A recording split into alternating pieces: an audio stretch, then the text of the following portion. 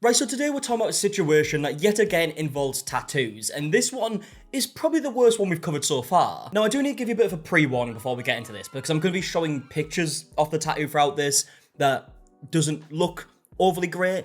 It's a little gruesome, it's not the worst thing in the world, but I do just want to give you a pre-warning in case that's something you don't want to look at. It's not going to be like pouring of blood or anything like that, but just warning you. Now, this is a situation that's actually went viral on Twitter, and it's by a user called ThousandAbove, or Maddie, and they spoke about their tattoo experience that they've been going through recently. Now, it's a pretty long thread, so we'll go through it, but starting with the first one, it says, I think enough time has passed and I'm ready to talk about my janky-ass tattoo, since the guy who did it ghosted me and I'm upset. So here's how my sick leg tattoo could have killed me, a Fred. And I've actually included a picture of the tattoo when she first got it, and as you can see, it's this big leg piece, like kind of over her knee. Looks pretty good there. So my beloved artist that's done 90% of my other beautiful tattoos moved away, so it felt like fate that I met a new tattoo artist at work one day, just as I was looking to get this piece. He worked out of a private studio, aka a room in an old building downtown, so I was nervous. Yeah, I mean, that is a red flag straight away. I'm sure there's many great artists that work in a private studio, even if it is in a room in an old building downtown, but I would probably avoid it unless I knew someone who would definitely be in there and had a good experience. But he told me countless times that he'd been doing this a long time and in multiple cities. I trusted him. Needless to say, I trust him too much. My old artist would make me sign a waiver, spend a good 10 minutes cleaning and prepping, etc. While this guy did none of that. Yeah, I mean, big red flag. And look, before we get any further, a big response to this situation has been, you had many red flags, you probably should have avoided this. And yeah, I mean, clearly she probably should have, especially after she saw all these red flags, but I can also get why someone might be too awkward to do that. But when it's a tattoo and it's gonna be permanently on your body, you've got to try and just brave the awkwardness and just say, look, I'm not okay with this. He made me stand on the tattoo bed with dirty shoes while he drew the tattoo with a used Sharpie, didn't wrap any of his equipment, used tap water to dilute his ink, used his phone without changing gloves, left me for 30 minutes mid-session to get food, was coughing, etc. I mean, fucking hell. Like, every red flag you could possibly have is happening here. Drawing a tattoo with a Sharpie, I don't think it's that uncommon. Like, some artists do just like to freehand their drawing on, and I'm assuming it's with a Sharpie, could be wrong there. Didn't wrap any of his equipment. I mean, we spoke about that the other day with Ariel De Jesus, who says that she doesn't wrap her equipment because she would use too much saran wrap, which is crazy because it is a necessity for your job, and it's also not that expensive. It's probably the cheapest thing that you would have to buy when tattooing. Using tap water to dilute his ink, never seen that before. Using his phone without changing gloves is crazy. I mean, every artist I've been to, granted, it's not a crazy amount of people, probably like 5 or 6 different artists, but none of them would do that. We've even had breaks during it, and when it's time for the break, they'll take off the gloves, maybe go on the phone, do whatever they're gonna do, and then when it's time to start tattooing again, they'll put on a fresh pair of gloves. And yeah, leaving her for 30 minutes mid-session to get food, I could see why that would annoy her. Half these things I didn't even realise were wrong until talking to doctors and other artists afterwards. Yeah, I mean, I guess it is kind of like human nature to just trust someone who is a professional in their field that they're doing it correctly. But yeah, there are some big red flags. She said that she obviously had quite a few tattoos from like a different artist before. If this new person is doing things completely different to your old artist, chances are there might be something to look out for. I was just telling myself that he was experienced and hey, people tattoo themselves at home, so this is probably fine. Yeah, that's also not a great idea, unless you're actually a professional tattoo artist and know what you're doing. I was wrong, so wrong. The next day I couldn't even walk. The swelling was so bad that I took off the wrap and washed it, but it looked bad. Then the worst muscle spasm started. I got a fever, was throwing up, and still couldn't put any weight on my leg. I texted the artist and sent him these photos. I mean, look, I've never had a tattoo on my leg before. I'm assuming that is not how it's supposed to go. And I mean, even looking at these pictures, it definitely looks bad. I don't even know what's going on here, but clearly it's looking like it is potentially going to get infected. Yeah, this isn't really how a tattoo heals from my experience. Obviously, it will like start like scabbing and stuff before it's like starts peeling. That's just like through the healing process. I've never seen it look like this before. Despite me saying I was throwing up, he told me it wasn't bad and to just let things go naturally, so I did. Until I woke up the next morning, I had no choice but to call urgent care. I got put on 2 antibiotics and said it was definitely infected. I mean, again, before I show this picture, bit of a pre-warning here, but I mean, just look at the swelling on her leg. You can see they've like drew around the swelling to see if the swelling does go past the lines and gets bigger. I had something similar to this, but with my hand, didn't involve a tattoo. But yeah, that looks ridiculously bad. That is absolutely not normal after getting a tattoo. And yeah, from this picture, you can see how bad it looks, especially around like these areas through the middle bit here. Like that does not look good. I give the tattoo artist an update, but he said it was probably a reaction to the second skin. Doctors said it was infected. So infected that 2 days later, I ended up in the ER as the infection was getting worse despite antibiotics. Yeah, I've never heard this excuse for the second skin before. Second skin being like a different way you can wrap tattoos after getting them. You can use cling film, or you can use second skin, which is like this like sticky material that stays on the tattoo for a number of days, and then you can take it off. Some people just prefer it with healing. But again, I mean, look at the state of this, right? These are obviously updated pictures. It looks horrendous. I'm obviously not a tattoo artist, so I don't know exactly what causes this. Some people say that he went too deep and he was just digging in too far to try and get the ink to stay. It might be because he didn't use new needles. I obviously don't want to assume things, but clearly this guy wasn't too caring when it came to hygiene. And I mean, this picture's even worse. Like, the fact you was sending these pictures to tattoo artists,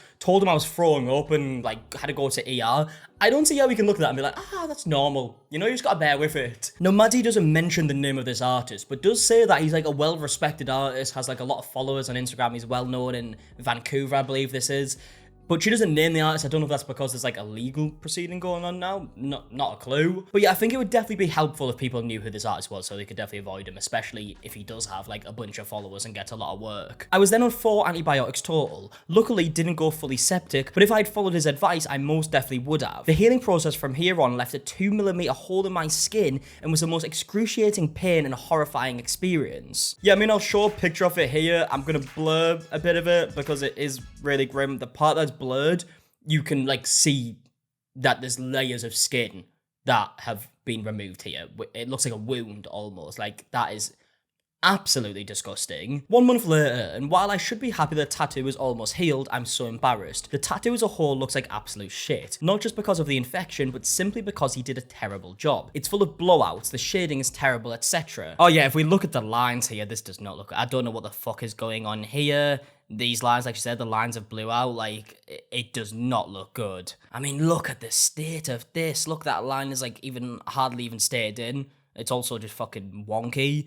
Yeah, this looks horrendous. I mean, at least it's like healing, right? That's the one positive here, that it's healing. It doesn't have the fucking wounds on her leg anymore. Yeah, I mean, again, if we look at this line right here, like that is so fucking bad. So not only did he not care about hygiene, clearly, he just did a really shit job. With tip, I paid $1,250 for this, and I also missed days of work, had to pay for antibiotics, and fuck, I don't know if I ever want another tattoo. With $1,800 in losses as a broke student, I reached out asking for partial money back from the tattoo, and laid all of this out. His negligence and how ultimately I just hate the tattoo. I'm mortified. He responded to one email saying he'll offer me free touch-ups as compensation, as if I'd ever trust him again, and I told him that simply ain't enough. From there on, radio silence. Yeah, I mean, look, this is a fucking scam at the end of the day, right? Because even though she did get the tattoo, he infected her whole leg, did a really bad job, and is not offering any compensation, really. The only thing he's offering is, I'll do touch-ups. Why on earth would anyone trust him after that? There is not a chance that any logical person would go through all of this, where the tattoo looks like shit, it also got infected, she had wounds on her leg, she had to call urgent care, had to go to ER, was put on antibiotics, it's finally just starting to look somewhat better after a month.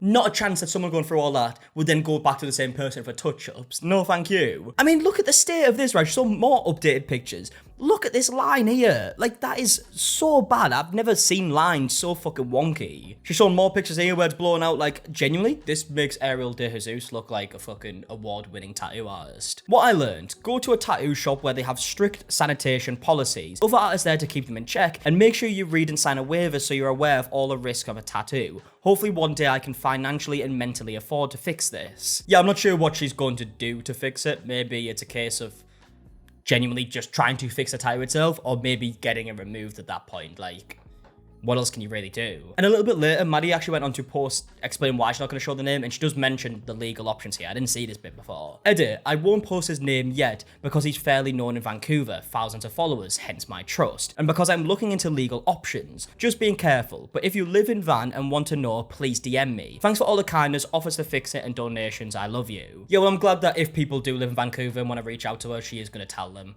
who this person is, because realistically, if you are from that area, you definitely want to avoid this. Last edit, getting tons of DMs. Sorry if I didn't get to yours, didn't expect this to blow up. Hoping I can say more / give a public update soon, but for now I'm being cautious, legal stuff, and spreading awareness. Also, this is Vancouver, BC, and the artist doesn't work out of a shop yet. I mean, that's a pretty good sign to avoid this guy, right? Like, if you're out in Vancouver and someone takes you to an old building and he has his own little private studio, maybe best to avoid it. Yeah, I do feel incredibly bad for this person because no one deserves to go through something like that, especially when they think they're just doing something that they really wanted, right? A leg tattoo that she really wanted, she went to go and try a different artist, decided to trust somebody else, and it's just been thrown right back into her face. And I already know what a lot of people will say because I've read the comments on this. A lot of people say that she should have took the red flag straight away and left.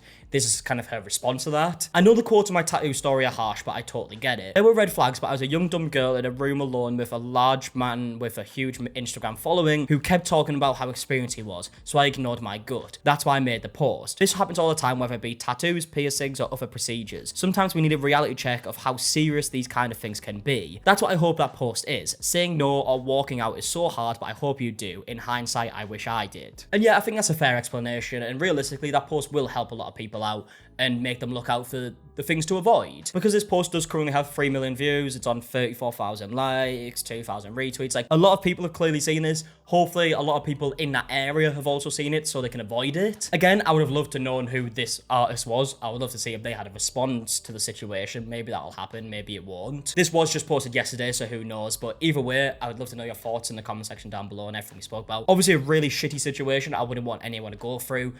Big positive here is that it looks like it is starting to heal up a bit, even if it isn't what you really wanted. But yeah, hopefully it's going to be fine from here on out. And yeah, like I said, gonna leave the video there. So if you did enjoy, leave a like, subscribe, all that stuff. And until the next one, I'll see you guys in a bit. All right, goodbye.